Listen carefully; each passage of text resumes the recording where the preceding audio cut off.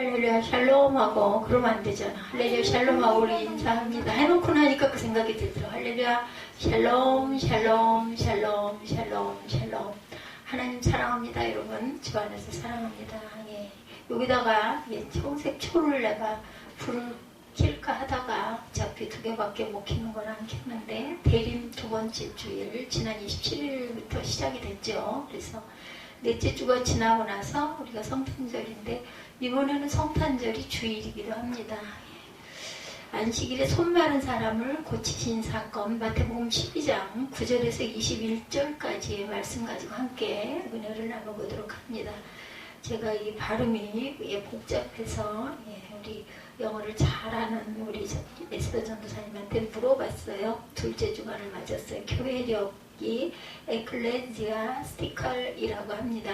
예수 그리스도의 탄생과 사역, 순환과 죽음, 그리고 부활과 다시 오심을 통해서 완성된 우리의 구원 역사를 매년 재현하는 것이고, 교회력은 대림절부터 시작을 한다고 합니다. 알고 계시기 바랍니다. 역사적으로 대림절은 주후 4세기경 초대교회 때 예수님의 성탄을 축하하고 감사하는 성탄절을 준비하기 위해서 시작이 되었습니다. 그런데 7세기 후반에 이르러서는 예수 그리스도의 초림뿐만 아니라 그리스도의 재림을 기다리는 절기로서의 의미가 추가되었다고 그래요. 그래서 그때부터 대림절은 단순히 성탄절을 준비하는 자리에서 나아가서 이 세상에 끝날에 오실 그리스도를 기다리며 준비하는 기간으로도 지키게 되었다라는 것. 영어로 대림절은 어드벤트인데 라틴어 오다, 어드벤티우스 이렇게 기록이 되어 있네요. 유래됩니다. 어드벤티우스는 로마 제국의 황제의 즉위와 연관이 되어 있다고 하고, 신임 황제가 제국 내 여러 도시들을 방문하는데 바로 그 황제의 방문을 그분의 방문 어드벤티우스 히스 어드반트라고 했다고 그래요. 시절이 바뀌어 기독교가 로마의 국교가 되자 예수 그리스도만이 진정한 주님이시고 역사의 주권자인 황제다 이렇게 고백을 했다고 그러죠. 이에 교회는 황제의 왕님을 뜻하는 어드벤티우즈를 구세주의 오심, The Coming of Our Savior로 사용을 했다고 합니다. 신약의 관점에서 대림절은 하나님의 예수 그리스도 안에서 이미 already 오신 예수님이라 얘기하시죠. 그리스도의 성육신과 아직 오시지 않았지만 not yet, 그래서 already and not yet 이렇게 말합니다. 다시 오실 예수님의 재림을 맞이하기 위한 준비를 하는 영혼의 절기이기도 하다는 것. 그래서 대림절, 그리고 그 전달은 감사의 달, 감사의 주가 있죠. 추수감사절, 11월달은 12월달은 대림절. 그래서 오실 예수님을 맞이하기 위한 그러한 준비의 절기다, 중요합니다. 그리고 나면 또 신년이 이어지죠. 그 대림절은 예수 그리스도께서 육신을 입으시고 이 땅에 오심을 축하하고 감사하는 절기라는 것. 동시에 대림절은 예수 그리스도께서 다시 오실 것을 기대하고 기다리는 소망의 절기이기도 합니다. 대림절에는 보편적으로 푸른 나무로 둥글게 엮어 만든 화환과 5개의 초를 사용해서 교회를 장식하죠. 우리가 대림절 때 그 청색 초를 양쪽에 켜기도 했었습니다. 화관은 시작도 끝도 없는 하나님의 영원하신 사랑을 상징한다고 하네요. 초는 어두운 세상을 빛으로 오신 예수님을 또한 나타냅니다. 성탄절을 앞둔 4주간의 소망, 평화, 기쁨, 사랑, 그리고 감사와 환희에 아기 예수의 촛불이 차례로 켜지면서 성탄절을 맞게 됩니다. 지금 여기 저희는 불을 밝히지 않았지만 대림절에 촛불을 밝힌 그 촛불은 구유에 누우신 예수께서 세상의 참 빛이고 우리 인생의 진정한 구원의 축복임을 증거한다고 하죠. 되돌아보면 인류는 아직도 코로나 위기에서 완전히 벗어나지 못했어요. 그러나 생명의 빛, 복음의 빛이신 예수님의 은혜와 구원하시는 사랑의 빛이 수고하고 무거운 짐진 우리들의 연약하고 병든 영혼 깊이 가득히 비추셔서 몸도 마음도 새로워지고 회복되기를 주님의 이름으로 축복합니다. 거기에서 떠나 그들의 회당에 들어가시니 오늘 12장 그 9절에 보면 그렇게 나오죠. 그 위에는 보면 안식일에 손 마른 사람을 고치시다. 제 성경에는 이렇게 나와 있습니다. 그래서 9절에 거기에서나 그들의 회당에 들어가시니 한쪽 손 마른 사람이 있는지라 사람들이 예수를 고발하려 하여 물어 이르되 안식일에 병 고치는 것이 옳으니까 일부러 시비거리를 찾은 거예요. 그죠? 예수께서 이르시되 너희 중에 어떤 사람이 양 한 마리가 있어 안식일에 구덩이에 빠졌으면 끌어내지 않겠느냐? 이렇게 거꾸로 질문을 하십니다. 사람이 양보다 얼마나 더 귀하냐? 그러므로 안식일에 선을 행하는 것이 옳으니라 이렇게 대답을 하시죠. 인자가 안식일의 주인이니라 말씀하신 그 장소를 떠나서 회당으로 들어가시니 이제 자리를 바꾸신 거예요. 회당은 바벨론 포로기에 예루살렘 성전이 파괴되어서 더 이상 유대인들이 동물 희생 예배를 드릴 수 없게 되었을 때 대안으로 세운 집회 장소이기도 하다라는 것. 회당이 지금도 그렇지만 회당은 전 세계 유대인들에게 있어서 일상생활의 구심점입니다. 회당은 예배를 드리고 기도하는 처소이자 율법을 연구하고 가르치는 교회, 학교의 역할을 하는 곳이 바로 회당이죠. 심지어 지방 법정 역할도 감당하는 공적 회합 장소이기도 했어요. AD 70년 예루살렘이 파멸되기 직전까지만 해도 예루살렘이 약 480여 곳에 회당이 있었다고 합니다. 그런데 예루살렘의 회당 수는 당시 인구 밀도로 볼 때 오늘날 우리나라의 웬만한 도시의 교회 숫자 못지 않았어요. 유대인들은 그들의 회당을 매우 자랑스럽게 여겼겠죠. 경건한 유대인들은 매일 회당을 방문합니다. 거의 매일 하듯이 직장에 출석하듯이. 모든 유대인들은 안식일과 주의 절기 때는 반드시 회당을 방문하고 오늘 본문 9절에는 예수께서 이렇게 중요한 회당으로 자리를 옮기신 것을 그들의 회당에 들어가시니 이렇게 표현하고 있어요. 아마도 안식일의 주인이신 예수님 앞에서 안식일 논쟁을 벌이는 유대 종교 지도자들의 형태에 거리감을 둔 의도로 쓰여진 듯합니다. 10절에 그 회당에 손 마른 사람이 있었다. A man with a shriveled hand was there. 이렇게 표기가 되어 있네요. 손 마른 사람은 뇌 손상으로 인한 중풍이 아니라 피가 잘 순환되지 않아서 손의 근육 기능이 상실된 자다. 열왕기상 13장 4절에 증거합니다. 누가복음 6장 6절에는 그의 오른손에 이상이 왔다. 이렇게 해석이 되어 있어요. 제롬의 라틴어 번역 그 성경에 보면 손 마른 사람의 직업이 석공이었다. 이렇게 표기가 돼서 나와 있다고 합니다. 인간의 가장 두드러진 특징이 손이죠. 아까 제가 우리 집사님하고 손을 가지고 얘기를 잠깐 했습니다. 나이가 드니까 이제 손톱도 조금만 힘을 주면 막 부스러지고 깨지고 찢어지고 우리 손톱도 피부잖아요. 피부가 변형된 거다 보니까 그런 것 같아요. 약해지죠. 손으로 온갖 것을 만들고 모든 일들을 하는 것이 손에서 비롯됩니다. 자그마한 손으로 엄마의 손가락을 감싸는 순간부터 아기는 물건을 쥐고 놓는 일생을 시작하죠. 아기의 손이 굉장히 세요. 꽉 잡고 있으면 안 놓여서 간호사의 손가락에 끼고 있는 반지를 아기가 태어나면서 움켜잡고 그거 반지가 없어져서 찾다 안 돼가지고 보니까 아기가 손을 꼭 쥐고 있어서 손 안에 반지가 있나 보자고 빼려고 해도 그게 그렇게 안 빠졌다고 그러죠. 나중에 보니까 그 안에 반지가 정말 있더랍니다. 아기 손 안에. 그러니까 아주 본능적으로 쥐고 그렇게 나온다는 거죠. 사람들의 직업이 무엇이든 사람들은 각자의 손으로 그 일을 감당합니다. 물론 머리를 쓰지만 특히나 피아니스트나 현악기 연주자들이 현란한 손가락 움직임은 정말 기가 막히죠. 경탄을 금치 못하게 합니다. 훈련이죠. 야구, 농구, 배구, 테니스, 골프, 양궁, 볼링, 배드민턴, 원반 던지기.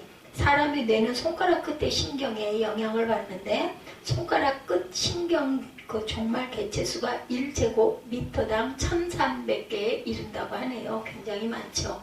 앞을 보지 못하는 맹인들은 10손가락 끝마다 눈을 가지고 있다 이렇게 이야기를 합니다. 그래서 우리가 생각할 때는 앞을 보지 못하는 분들은 정말 생활을 못할 것 같다 했는데 그 대신 다른 것들이 그렇게 아주 예민해진다면서요. 촉각도 또 대단하다고 합니다. 그래서 맹인들은 그 손가락 끝에 눈으로 사물의 본질을 감지하며 느끼기도 한다고 그러죠.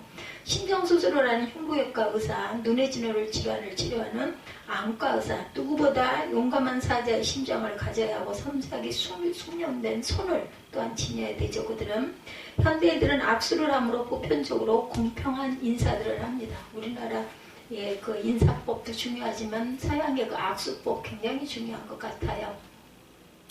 손은 문학의 세계에서도 중요한 입지를 차지합니다. 다루기 쉬운, 다루다, 잘생기는 핸드에서 유래가 됐다고 하네요. 예, 다루기 쉬운 핸디죠. 다루다 핸들입니다. 예, 다루다 우리 자동차 핸들이 그래서 핸들인 것 같습니다. 잘생겼다, 핸섬 보이 이런 얘기 많이 들으시죠? 핸드에서 유래됐다고 그러네요. 문학 표현에서 제휴법은 중요한데 일부분의 것으로 전체를 나타내거나 특정 대상을 일반적인 것의 대표가 되기도 한다고 그래요. 특정 대상으로 일반적인 것을 대표합니다. 일례로 전원 간판의 집합, all hands on deck, 군기가 잘 잡힌 해군의 위용을 대변하는 말이기도 하다고 그래요. 주석가 링케에 따르면 이 손마른 석공은 우연히 회당에 있었던 것이 아니라 예수님을 대적하는 자들이 예수님을 모함하고 특별히 고발하는 악의적 도구로 그 회당에 불러왔다고 하네요.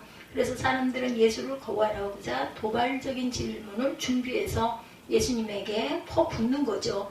안식일에 병 고치는 것이 옳으니까 이렇게 질문하지 않아요? 네, is it lawful to heal on the Sabbath? 하고 말합니다. 일단의 사람들, 바리새인들이 회당에서 예수님을 고발하고자 악의에 찬 음모를 꾸미고 율법을 연구하고 하나님께 기도드리는 영적 센터인 회당의 졸린 목적과는 상반되게 극렬 유대주의자들은 길이요 진리요 생명이신 예수님을 죄인 취급을 하고 있습니다. 아예 몰고 있죠. 안식일에 병 고치는 것이 옳소? 물어본 거예요. 예, 그것이 자비로운 여신가를 따진 것이 아니라 합법적이냐를 묻고 있는 겁니다. 합법적이냐, 로우펄. 예, 전통적으로 유대인들은 비록 안식일이라 해도 만일 사람의 목숨이 위태롭다면 의사는 그 사람의 병을 치료할 수 있었다고 여겨요. 근데 문제는 목숨이 위태로운 정도의 경우란 어느 정도를 말하느냐, 의문과 논쟁의 여지가 있죠. 본문의 경우처럼 이미 손에 힘이 없어지고 말라버린 상황에 시각을 다투어 치료를 받아야 할 만큼 생명에 미급한 것은 아니다라고 판단한 바리새인들입니다. 바리새인들은 예수께서 곧 그 손마른 자를 고쳐주실 것이고 안식일에 그런 일반 환자를 고치는 것은 위법이다 이렇게 예단하고 합법성을 따지고 있는 거예요. 그래서 안식일에 병 고치는 것이 옳으냐 묻습니다. 예수님은 바리새인들의 칼날 같은 그런 예공에 대해 어떻게 대응했어요? 마태복음 12장 11~2절이죠. 예, 너희 중에 어떤 사람이 양 한 마리가 있어 안식일에 구덩이에 빠졌으면 끌어내지 않겠느냐. 예, 이 사람이 양보다 얼마나 귀하냐. 그러므로 안식일에 선을 행하는 것이 옳으니라 답을 합니다. 아마도 예수님은 안식일에 구덩이에 빠진 양을 구출하는 탈무드의 규정을 익히 알고 탈무드에 있는 내용을 그대로 증거해서 말하는 거죠. 탈무드에 보면 1차적으로 웅덩이에 빠진 동물이 웅덩이에서 안식일을 무사히 지낼 수 있을 정도의 음식을 넣어주라고 권면합니다. 그런데 그 동물의 목숨이 위험할 경우에 사람이 직접 그 동물을 끌어낼 것을 또한 촉구하고 있어요. 우리가 생각하면 지극히 당연한 일인데 유대인들은 그런 것까지 꼼꼼히 생각하고 챙긴 거죠. 대단한 사람들이에요. 그러니까 잘못을 꼭 꼬집으려고 예전에 우리 그랬잖아요. 교통순경이 숨어 있다가 그죠? 뭐 위반을 하면 탁 튀어나오는 그런 일이 요즘에는 참 그건 좋은 것 같아요. CC카메라가 있어가지고 미리 계속 얘기하죠. 300m 앞에 500m 앞에 뭐 몇 킬로로 시속 몇 킬로다 하고 계속 그 레비가 딸랑딸랑 방울을 물려주고 앞에 그거 CCTV 있는데 미터 수도 나타내주고 그래서 그 자리에서 저기 속도를 줄이게끔 그러니까 위법하지 않게끔 하는데 예전에는 그렇지 않았습니다. 여기도 보니 그러네요. 그런 것까지 생각하고 대단한 사람들이 딱 그냥 구덩이에다 몰아넣을 작정을 하고 질문을 한 거죠. 같은 맥락에서 예수님은 만일 안식일에 동물에게 선을 행하는 것이 허용된다면 하나님의 형상을 지닌 사람에게 자비를 베푼 것은 더 의롭고 보다 당연한 처사다. 동물도 그런데 하물며 사람이려라는 것이죠. 그래서 안식일의 주인이신 예수께서 안식일에 선을 행하는 것이 옳으니라. Therefore it is lawful to do good on the Sabbath라고 우권 해석을 내립니다. 예수는 동물이 죽든 말든 사람이 죽든 말든 관계없이 규정된 안식일 법규만을 지키라 하는 바리새인들의 그 교조주의의 흉심에 종속되지 않습니다. 도리어 예수님은 적극적인 의미에서 선을 행하라 이렇게 말씀을 하죠.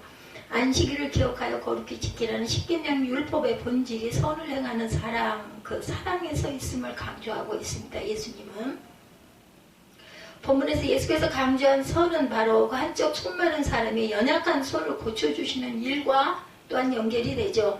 곧 안식일이라 하여 아무 일을 해서는 안 된다는 율법주의 고착화를 여기서는 처분합니다. 그 손이 병들어 망치를 잡을 수도 없어서 일할 수도 없고 돈을 벌 수도 없기에 가족들의 생계도 어렵고 막막해지는 난국에 봉착한 불쌍한 자를 주님의 사랑으로 돌보십니다. 사랑으로 돌보시죠. 또한 이것이 선이다. 예수께서 명하십니다. 내 손을 내밀어라. 그가 내밀며 다른 손과 같이 회복되어 성하더라. 13절에 증거합니다. 본문에서 마태복음의 저자 마태는 한쪽 손이 마른 자가 예수님에 대한 믿음을 갖고 있는지를 전혀 언급하고 있지 않아요. 그렇지만 그 손 마른 자는 바리새인의 악한 의도와는 상관없이 예수께서 손을 내밀라 하시기에 그저 병든 손을 내밀었다. 그 불쌍한 자는 그대로 순종합니다. 하라니 하라는 대로. 크리스천의 신앙에서 순종의 가치는 어마어마하죠. 대단합니다. 성경의 마지막 책 요한계시록 12장 17절은 신앙을 지킨 자들을 상징하는 여자의 남은 자손들을 설명합니다. 하나님의 계명을 지키며 순종하며 예수의 증거를 가진 자들이다. 이렇게 기록되어 있어요. 요한계시록 14장 12절에도 성도들의 인내가 여기 있나니 그들은 하나님의 계명과 예수에 대한 믿음을 지키는 자니라 이렇게 말씀하고 있고, 요한계시록 22장 7절에도 보면 보라 내가 속히 오리니 이 두루마리의 예언의 말씀을 지키는 자는 복이 있으리라고 증거합니다. 킵이죠, 킵. 성경의 처음부터 마지막까지 에덴 낙원의 그 상실에서부터 회복에 이르기까지 그 법칙은 변함이 없습니다. 생명나무와 하나님의 은혜로 나아갈 수 있는 길을 열어주시는 것은 오직 순종뿐이다. 창세기 에덴 동산에서의 불순종은 생명나무로 가는 길을 막아버리죠. 요한계시록에서 순종은 다시 그 길을 회복해 했다라는 것. 인간이 불순종의 타락에서 순종함으로 구원을 얻은 축복이 가능한 것은 처음과 마지막의 중간에 있는 예수 그리스도의 십자가를 통해서 이루어지고 가능해졌어요. 성경은 로마서 5장 19절에 한 사람이 순종하지 아니함으로 많은 사람이 죄인 된 것 같이 한 사람이 순종하심으로 많은 사람이 의인이 되리라 이렇게 증거하고 있습니다.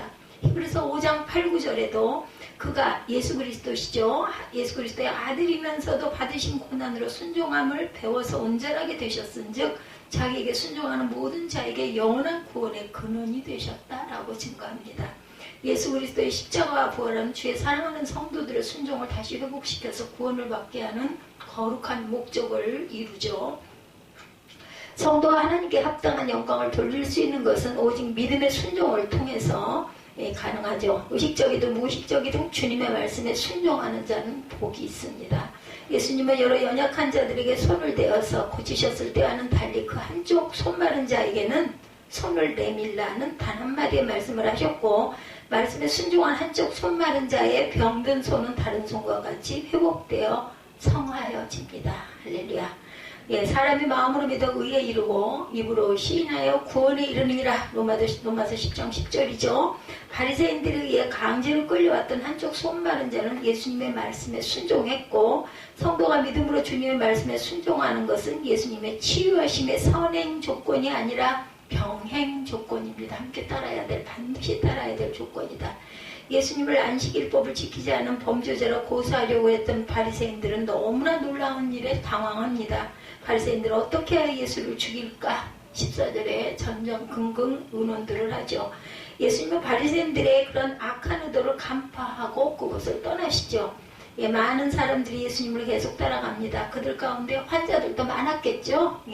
예수님은 바리새인들이 금기하시는 안식일임인데도 불구하고 그들의 병을 뭐라 그래요? 다 고쳐주셨다. 이렇게 표기되어 있어요. 15절에 Jesus healed all their sick 이렇게 증거합니다. 모두 다 고쳐줬어요. 사람을 사랑하시되 끝까지 사랑하신다고 요한복음 13장 1절에 예수님의 사랑은 한량없이 증거가 됐다는 것을 잊지 마시기 바랍니다. 단 예수님은 안식일에 병이 들어 연약한 자들을 고쳐주시는 하늘의 치유 사역에 반대자들의 적대감을 더욱더 크게 부채질할 한 것이기 때문에 자기를 나를 나타내지 말아달라고 마태복음 12장 16절에 그 말하지 말라 이렇게 당부를 하죠. 16절에 보면 예수께서 그들의 병을 다 고치시고 15절에 16절에 자기를 나타내지 말라 경고하셨으니 이는 선지자 이사야를 통하여 말씀하신 바 보라 내가 택한 종 곧 내 마음에 기뻐하는 바 내가 사랑하는 자로다 내가 내 영을 그에게 줄 터이니 그가 심판을 이방에 알게 하리라. 그는 다투지도 아니하며 들리지도 아니하리니 아무도 길에서 그 소리를 듣지 못하리라. 상한 갈대를 꺾지 아니하며 꺼져가는 심지를 끄지 아니하기를 심판하여 이길 때까지 하리니 또한 이방인들이 그의 이름을 바라리라 함을 이루려 하심이니라. 이렇게 증거하고 있어요.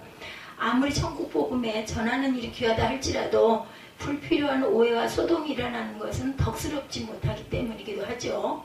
이어령 박사의 나에게 이야기하기 이 내용을 제가 발췌해서 실었습니다. 연결이 돼서 너무 슬퍼하지 말라.